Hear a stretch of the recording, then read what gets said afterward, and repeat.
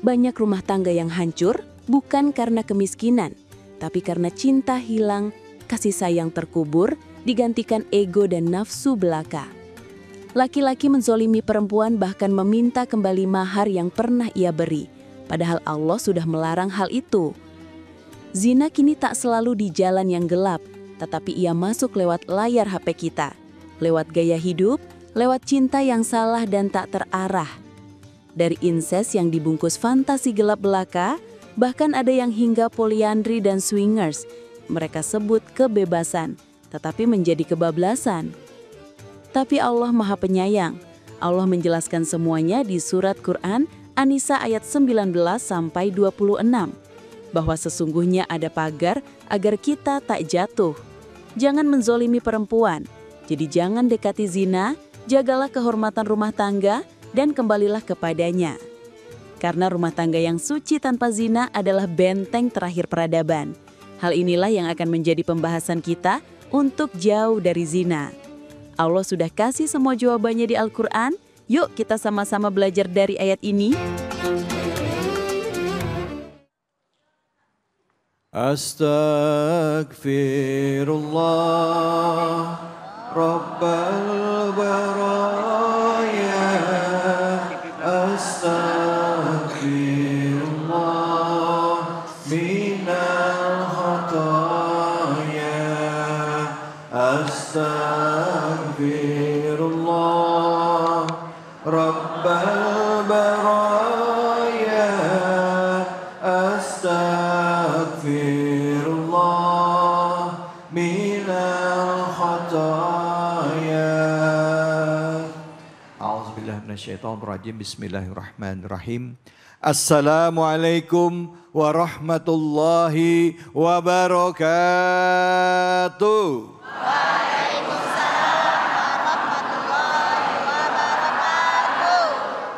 Alhamdulillahi rabbil alamin. Puja dan puji kita panjatkan atas kehadirat Allah Subhanahu wa taala. Tidak lupa kita berikan salawat dan salam kita kepada junjungan kita manusia yang mulia Nabi besar Muhammad sallallahu alaihi wasallam beserta keluarga, sahabat dan umatnya yang setia hingga akhir zaman. Bu? Ya. Pak? Ya. Lemes banget ini bapak-bapaknya. Pak? Ya. Nah, itu kan kelihatan ada 2.000 orang yang jawab ianya.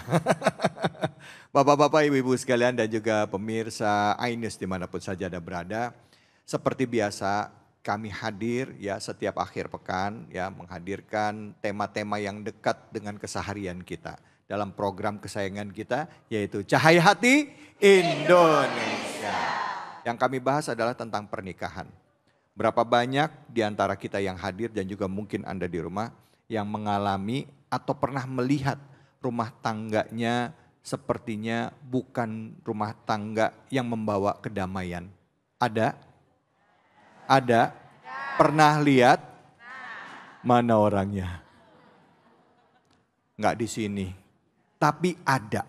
Ya, kita akan bahas ya. Padahal rumah tangga itu seharusnya setiap kita menikah, harapan kita adalah menjadi rumah tangga yang sakinah. Di dalamnya ada mawaddah warahmah. Tapi enggak jarang rumah tangga yang dijalani bukan memberikan kedamaian.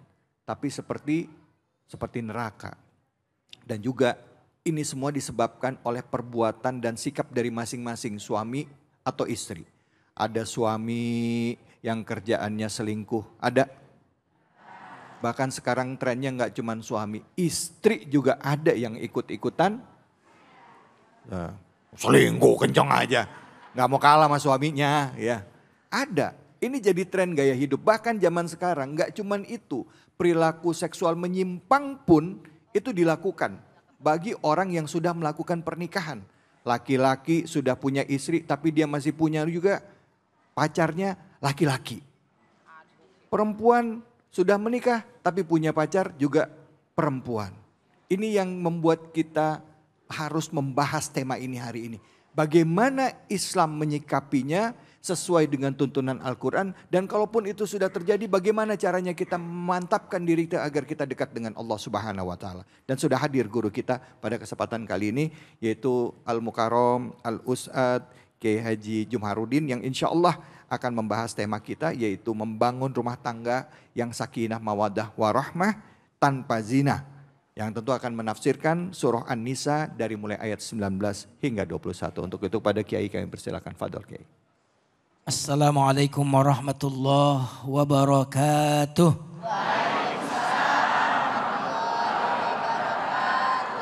Dari jawab salamnya ini jawab salam keluarga yang sakinah. Amin. Mawaddah warahmah. Jawab salamnya ini kelihatannya mau pergi umroh. Amin. Amin ya Rabbal alamin. Amin ya Allah. Alhamdulillah wassalatu wassalamu ala Rasulillah sallallahu alaihi wasallam wa ala alihi wa ashabihi ajma'in, amma ba'd. Yang saya hormati jamaah Masjid Al-Muhajirin Perumnas 1 Bekasi ya. Yang mudah-mudahan yang hadir diberkahi oleh Allah Subhanahu wa taala. Dan tentu host kita yang ganteng Mas David, terima kasih.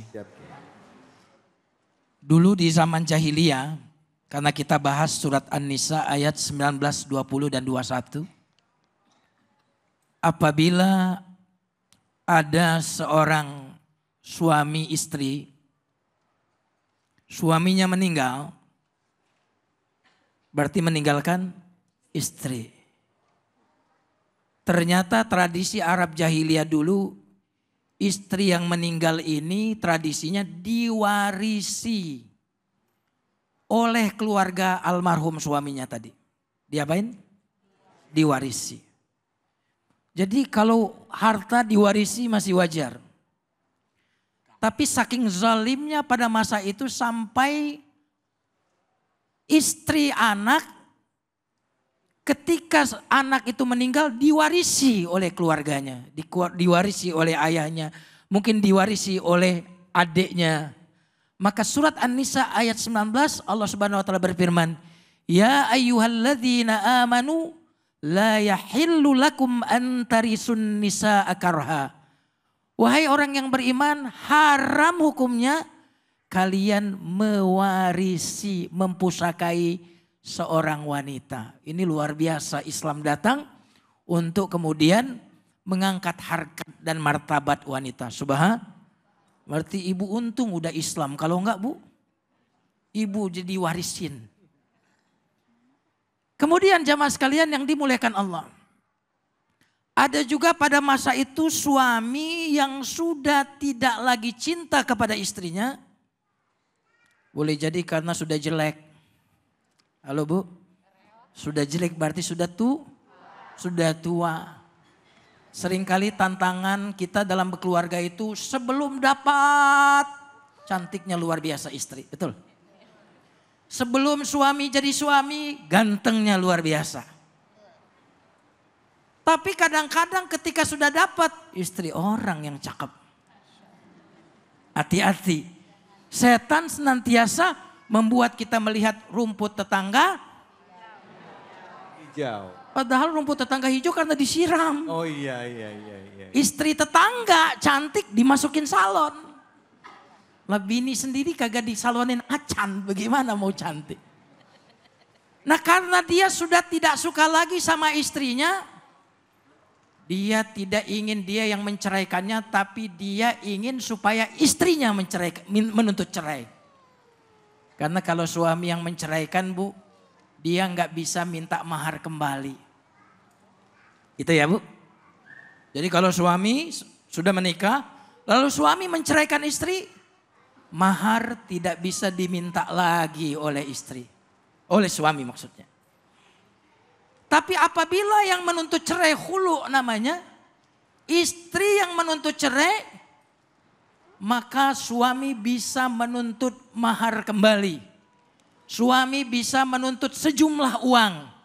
Maka kalimat berikutnya dari ayat 19 apa firman Allah? Wala ta'duluhunna litadhhabu bi ba'di ma ataitumuhunna illa ayyatina bifahishatin mubayyinah. Jangan kalian menyusahkan istrimu. Menekan istrimu. Kasar terhadap istrimu, tidak sayang lagi sama istrimu, supaya istri ini merasa udah gak sakinah lagi. Karena udah gak sakinah, kalau begitu saya tuntut cerai. Padahal tadinya istrinya gak mau menuntut. Tapi ini rekayasa suaminya. Suami sengaja jahat kepada istrinya. Sengaja zolim kepada istrinya. Supaya istri ini lama-lama menuntut. Kalau istri menuntut cerai, suami bisa dapat kembali. Nah, itu dilarang oleh surat An-Nisa ayat 19. Wala ta'duluhunna, jangan kamu buat susah mereka agar kalian mendapatkan mahar kembali. Lalu yang menarik, kalau rumah tangga sudah tidak sakinah lagi kata Al-Quran, kalau rumah tangga tidak bahagia lagi, jangan buru-buru menceraikan istrimu. Tapi lihat perintah Al-Quran. Wa'ashiruhunna bil ma'ruf.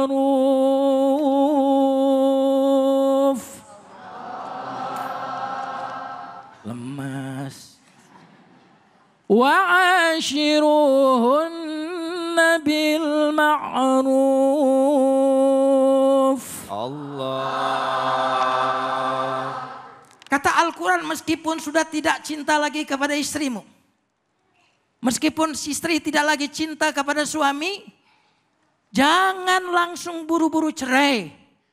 Tapi perlakukanlah istrimu ma'ruf, dengan kebaikan yang wajar. Dengan apa? Kebaikan yang wajar. Kebaikan yang wajar. Karena ma'ruf itu beda dengan mawaddah. Kalau mawaddah masih saling cinta, itu mawaddah. Tapi kalau enggak saling cinta lagi, maka yang perlu tetap dilakukan adalah berbuat ma'ruf, kebaikan yang patut, kebaikan yang layak. Jangan ngomong kecuali sesuatu yang pantas diomongkan, ma'ruf. Jangan berbuat kecuali sesuatu yang pantas diperbuat. Bahkan yang menarik, muasyarah bil ma'ruf itu kata para ulama, bukan cuma tidak menyakiti istri, tapi muasyarah bil ma'ruf adalah bersabar dengan keburukan istri. Subhanallah. Banyak orang yang mengatakan wa ashiruhunna bil ma'ruf, jangan sakiti istrimu. Jangan zalimi istrimu, itu salah satu tafsirnya. Wa ashiruhunna bil ma'ruf, tafsir yang kedua adalah bukan cuma jangan zalimi istrimu, tapi bersabarlah atas keburukan istrimu. Subhanallah. Berarti jika rumah tangga tidak bisa dipertahankan dengan mawaddah, jika rumah tangga tidak bisa dipertahankan dengan sakinah, rumah tangga bisa dipertahankan dengan kesabaran. Dengan apa? Sabar. Bapak-bapak, ibu-ibu masih bertahan rumah tangganya karena mawaddah atau karena kesabaran? Berarti levelnya udah kesabaran Ustaz. Bukan lagi. Astagfirullah. Karena suami sempurna atau karena ibu memaafkan? Ya. Berarti karena kesabaran. Iya. Jujur ibu-ibu Jadi di sini wahai ya. pemuda-pemudi, wahai yang masih pengantin baru, ini mah pengantin lama semua. Yang di sini ini awet bukan karena mawaddah warahmah. Tapi yang di sini awet karena apa? Karena kesabaran. Untuk kesabaran itulah Allah mengatakan, maka perlakukanlah pasanganmu dengan perlakuan yang patut. Bil ma'ruf. Lalu Allah Subhanahu wa taala menyebutkan fa in karihtumuhunna.